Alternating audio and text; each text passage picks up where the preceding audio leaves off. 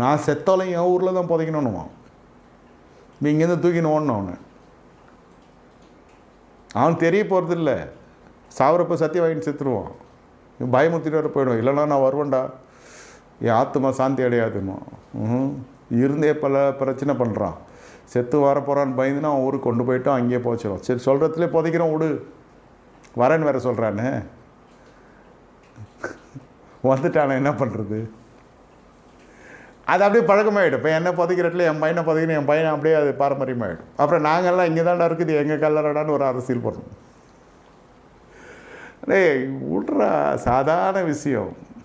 ஆத்துமா கத்திரத்துல போகணும், சரீரம் நீங்களே பார்த்து செய்கிறது. அதாவது என்னை இப்படி போத, என்ன அப்படி போத, என்ன இப்படி போத, இங்கே வை அங்கே வை, பாடிக்கு இவனே ஆலோசனை கொடுத்துட்டு போவோம். கல்லறை கட்டிட்டு உள்ளே தான் போய் படுத்துக்கலே தவிர மற்ற எல்லாத்தையும் போதிச்சுட்டு போவோம்.